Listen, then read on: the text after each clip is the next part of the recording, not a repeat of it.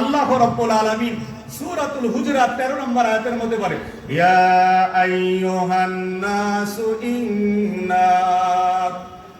ইন্না খলাকনাকুম মিন যাকারিন ওয়া উনসা وجعلناكم شعوبا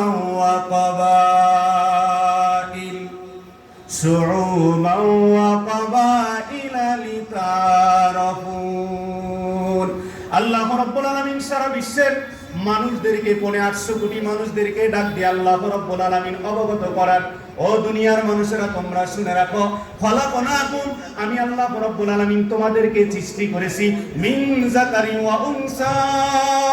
আল্লাহ রাব্বুল আলামিন বলেন, আমি আল্লাহ রাব্বুল আলামিন আদম আলাইহিস সালাতু ওয়াস সালাম এবং হাওয়া আলাইহিস সালাতু ওয়াস সালাম থেকে আমি আল্লাহ তাআলা তোমাদেরকে সৃষ্টি করেছি। শুধু তাই নয়, আল্লাহ রাব্বুল আলামিন আরো বলেন যে আমি যে সৃষ্টি করছি তোমাদেরকে কেমন সৃষ্টি করছি জানো? ওয়া খালাকনাকুম শুউবান ওয়া কাবাইল, আমি আল্লাহ রাব্বুল আলামিন তোমাদেরকে শাখা প্রশাখায় বিভক্ত করে দিয়েছি।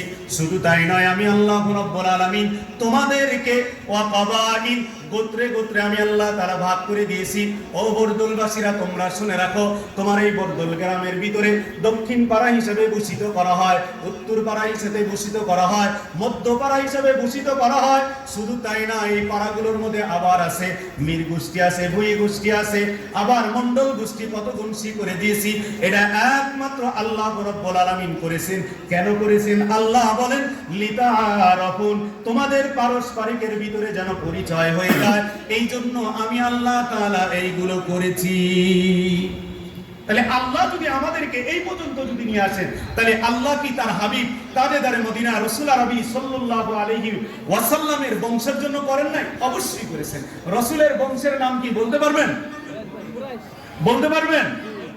রাসূলের বংশের নাম কি বলেন তো দেখি? মাশাআল্লাহ, শুকরাল্লাহ। আল্লাহ তাআলা আপনাদের হায়াতের মধ্যে বরকত দান করুন যে আপনারা বলতে পারছেন যে আমাদের রাসূলুল্লাহ সাল্লাল্লাহু আলাইহি সাল্লামের বংশ যেমন তেমন বংশ না। কুরাইশ, এই কুরাইশুন এটা এমন একটা শব্দ, যেই শব্দটা একটা মাসের নামে নামকরণ করা হয়েছে। এখন আপনি প্রশ্ন করতে পারেন যে মাসের নামে রাসূলের বংশধরকে কেন ভূষিত করবে? শুধু কি তাই? সিরাতের কিতাবের মধ্যে বলা হয় যে নবী করিম সাল্লাল্লাহু আলাইহি সাল্লামের বংশকে কুরাইশ বংশ বলা হয়। কেন বলা হয় জানেন? সাগরের সমুদ্রের মধ্যে একটা মাছ আছে, এই মাছটা হলো সবচেয়ে বড়, তিমি মাছের মতন বড়, বিশাল বড় মাছ। এই মাছ সমস্ত মাছকে গ্রাস করতে পারে, খেতে পারে। অন্য মাছ কখনো এই তিমি মাছকে খেতে পারে না, কুরাইশ মাছকে খেতে পারে না। তৎকালীন সময়ের ভিতরে আরবের মধ্যে সবচেয়ে উৎকৃষ্ট সম্ভ্রান্ত বংশ ছিল হলো কোন বংশ? কুরাইশ বংশ। এই বংশের মধ্যে আল্লাহ রাব্বুল আলামিন তিনার হাবিবকে নিয়োজিত করেছেন, মনোনীত করে এই সারা বিশ্বের রহমাতাল লিল আলামিন হিসেবে আল্লাহ রাব্বুল আলামিন ঘোষিত করেছেন। সুবহানাল্লাহ। শুধু কি তাই? আল্লাহ রাব্বুল আলামিন সূরা কালামুল্লাহ শরীফের মধ্যে 114টা সূরার মধ্যে কোন একটা সূরা আল্লাহ রাব্বুল আলামিন কোন বংশের নামে নাম রাখে নাই। তবে আল্লাহ রাব্বুল আলামিন তার হাবিবকে ইজ্জত দেওয়ার জন্য, সম্মান দেওয়ার জন্য সারা বিশ্বের মানুষদের কাছে সমস্ত আম্বিয়া কেরামের মধ্যে শ্রেষ্ঠত্ব দান করার কারণে স্বতন্ত্রভাবে একটা সূরার নাম রেখেছে সূরাতুল কুরাইশ। চিন্তা করেন, অন্য কোন বংশের নামে নামকরণ করা নাই, অথচ এই সূরাটা আমরা জানি।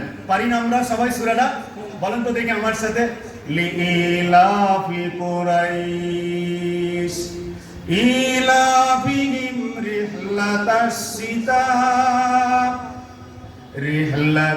শিতাই ওয়াস-সাইফ ফালইয়াবুদু রাব্ব হাযাল বাইত الذي أطعمهم من جوع وآمنهم من خوف। আল্লাহ রাব্বুল আলামিন তার হাবিবের সম্মান দেওয়ার জন্য, ইজ্জত দেওয়ার জন্য আল্লাহ রাব্বুল আলামিন তেনার হাবিবের বংশের নামকরণ করে আল্লাহ তাআলা একটি স্বতন্ত্রভাবে সূরার নাম সূরা নাজিল করেছেন, যা অন্য কোন নবী, অন্য কোন আম্বিয়া ইকরামের নামে আল্লাহ রাব্বুল আলামিন কোন সূরা নাজিল করেন নাই।